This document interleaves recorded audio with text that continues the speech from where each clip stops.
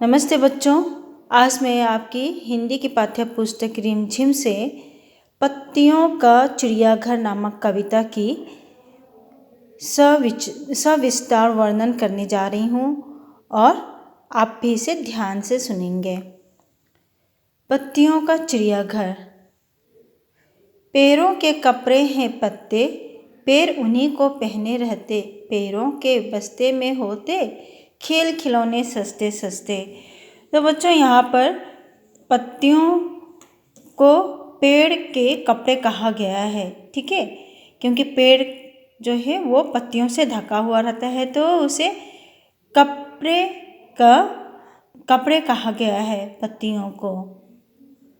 पैरों के बस्ते में होते खेल खिलौने सस्ते सस्ते, मतलब कई प्रकार के पत्ते होते हैं जिसे हम खेलते हैं। पत्तों का भी है संसार, पत्तों के हैं कई प्रकार, हर पत्ते का है आकार, केले बरगद और अनार। तो यहाँ पर ये बताया गया है कि पत्तों का भी अपना संसार है, अपना दुनिया है और ये कई प्रकार के होते हैं। हर पत्ते का अलग अलग आकार होता है, अलग अलग शेप होता है। जैसे केले का पत्ता आप देखते हैं ना, लंबा होता है और लहरदार होता है। बरगद का पत्ता, अनार का पत्ता भी देखिए आप लोग, सबका अलग अलग आकार है। पत्तों को छूकर तो देखो, उनसे हाथ मिलाओ तुम, हंसी खेल में बातचीत में उनको मित्र बनाओ तुम। और पत्तों को आप छूकर देखिए, कुछ पत्ते आपको खुरदरा लगेंगे, कुछ मुलायम लगेंगे, कुछ चिकना लगेंगे, ठीक है। तो पत्ते भी कई प्रकार के होते हैं, ये भी आप लोग देख लिए, कुछ नरम होता है, कुछ कठोर होते हैं, कुछ मुलायम। और पत्तों को आप अपना मित्र बनाइए। अखबारों की तह के भीतर उनको नींद सुलाओ तुम, अगर नींद से जाग उठें तो गुनगुन गीत सुनाओ तुम।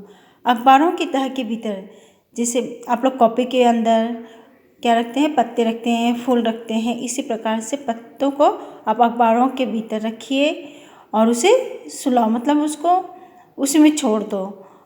और अगर नींद से जाग उठें तो आप जैसे खेल रहे हैं, तो अगर वो नींद से जाग जाते हैं तो आप गुनगुनाकर गीत सुनाइए। इन सूखे पत्तों से खेलो, मिलकर इन्हें सजाओ तुम, ये सारे दिलचस्प नमूने कागज़ पर चिपकाओ तुम। और जो सूखे पत्ते हैं उनसे तुम मिलकर खेलो, और अलग अलग किस्म के जो पत्ते हैं, जैसे अलग अलग आकार के हैं तो उन्हें, या अलग अलग रंग के भी मिलते हैं पत्ते, तो उन्हें आप अपने कॉपी में चिपकाओ, ठीक है, सजाओ उसे। पीपल पेट, पूंछ, डंडी की पैर, कनेर के, इमली की नाक, हरी घास की लंबी मुछ, कहीं बबूल कहीं पे ढाक।